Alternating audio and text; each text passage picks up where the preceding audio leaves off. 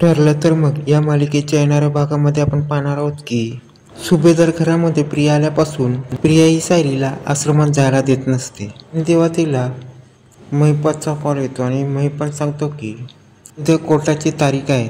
मला वाटतं की अर्जुनच्या हाती काहीतरी पुरावा लागला आहे आणि असं बोलत तिला बोलून घेतो. तेव्हाच प्रियाचा डोळा चुकून सायली तिकडून निघून जाते. तेव्हा प्रिया विचार करते ही सायली कुठे गेली आणि तिला आठवते की आपल्याला महिपतने कॉल केला, त्याच्याकडे जायला पाहिजे. तेव्हा महिपत तिला विचारतो तू इतके दिवस तिकडे तू सुभेदारच्या घरामध्ये आहेस, तुला काय सापडलं काय नाही ते लवकर सांग. तेव्हा महिपत चिडतो तू इतके दिवस आहे तुला काय भेटलं नाही आणि त्यांना पुरावा पण भेटला आणि तो कुठला पुरावा आहे ते तुला शोधून पण काढता आला नाही.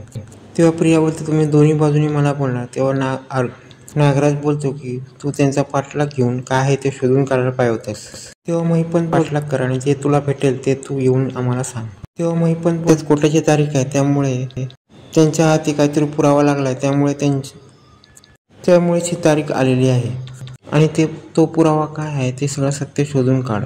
तेव्हा इथे अर्जुन, सायली आणि चेतन यांचं केसवरून बोलणं चाललं असतं. तेव्हा सायली त्याला बोलते आमच्या घरामध्ये ही प्रिया आल्यापासून आम्हाला सगळं लपून छपून करायला लागतं आणि आज पण तिला चकवून मी इकडे पळून आली आहे. तेव्हा इथे अर्जुन बोलतो आपल्याला आश्रमात जायचं आणि 2 वर्षापूर्वी जे पण घडलं आहे आणि त्या टायमाच्या वेळीचे पुरावे आणि त्या टायमाला कोण तिथे होतं कोण नाही सगळं शोधून काढायचं आहे.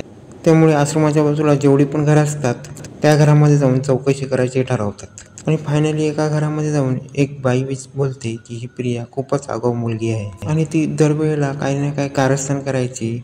तेव्हा अर्जुन आणि सायली 2 वर्षापूर्वी प्रिया आणि साक्षी यांचे संबंध होते की नाही त्या बाईला विचारतात.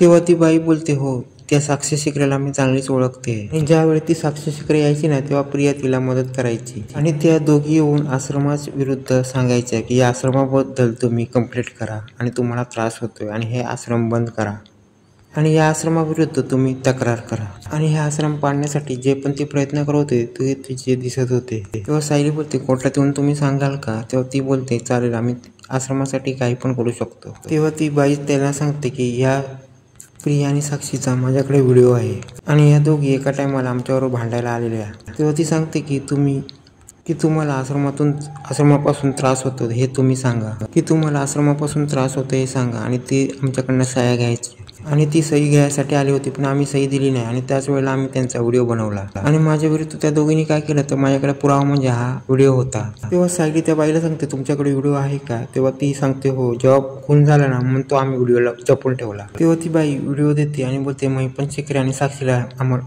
सांगू नका की हा व्हिडिओ मी दिलाय. तेव्हा अर्जुन बोलतो या पुराव्याचं कोणालाही सांगितलं जाणार नाही. तेव्हा दुसऱ्या दिवशी कोर्टाची तारीख येते आणि अर्जुन साक्षीला विचारतो तुम्ही प्रियाला ओळखत नाही. अर्जुन सांगायला लागतो तुमच्या तिच्याशी संबंध नाही मग ते सिद्ध करा. मग साक्षी बोलते हे सिद्ध मी कसं करू. तेव्हा अर्जुन बोलतो तुम्ही सिद्ध करू शकत नाही मी सिद्ध करू शकतो. तेव्हा अर्जुन जजला सांगायला लागतो की आश्रम पाडण्यासाठी ही प्रिया साक्षीला मदत करत होती पण साक्षीला माहित नसतं की त्यांच्याकडे पुरावा आला असतो म्हणून ती सांगते की हे सगळं खोटं सांगतायत. तेव्हा प्रियाला बोलवलं जातं आणि बोलतात तुझा आणि साक्षीचा काय संबंध आहे का. तेव्हा प्रिया बोलते माझा आणि साक्षीचा काही संबंध नाही. तेव्हा अर्जुन बोलतो जो व्हिडिओ दाखवणार आहे ते तू बघ. तेव्हा प्रियाचा व्हिडिओ आणि साक्षीचा सगळ्यांना दाखवला जातो आणि प्रिया आणि साक्षी त्या व्हिडिओमध्ये बोलते महिपत शिकरे माझे वडील या आश्रमाच्या जागी यांना एक मोठं रेस्टॉरंट बांधायचं आहे. तेव्हा साक्षी शिकरे त्या बाईला बोलते प्रिया आणि साक्षी शिकरे त्या बाईला बोलते तू जर या आश्रमाविरुद्ध कंप्लेंट दिलीस. प्रिया त्या बाईला बोलते तू जर या आश्रमाविरुद्ध कंप्लेंट देशील तर साक्षी शिकरे हे तुला खूप मोठं बक्षीस देईल. आणि कोर्टासमोर हा व्हिडिओ सादर केल्यानंतर प्रिया आणि साक्षीची पायाखालची जमीन सरकते. तेव्हा हा व्हिडिओ पाहून मधुभाऊ, सायली आणि सगळेच हडबडतात आणि साक्षी शिकरेला प्रिया ही साक्षीची साथीदार कोर्टात सिद्ध झाल्यामुळे आता महिपत आणि नागराज यांच्या पायाखालची जमीन चांगली सरकलेली आहे. घरी आल्यावर अश्विन प्रियाला बोलतो तू साक्षीबरोबर साक्षीला साथ देतेस काय हे सगळं. तेव्हा पूर्णाईने कल्पना बोलते तन्वी तुझ्याकडनं ही अपेक्षा नव्हती आणि तू आमची सून आहेस आणि तू असं सगळं करणार हे आम्हाला वाटलं नव्हतं. तेव्हा प्रिया बोलते माझ्या विरुद्ध हा सगळा कारस्थान केला जातोय. तेव्हा कल्पना बोलते हा व्हिडिओ समोर आलाय ना. तेव्हा कल्पना बोलते तू त्या आश्रमावर लहानाचे मोठे झाले आणि ते आश्रम पाडायला तू प्रयत्न करत होतीस आणि त्या साक्षीला मदत करत होतीस. त्यामुळे कल्पना पूर्णाई आणि अश्विन चिडलेला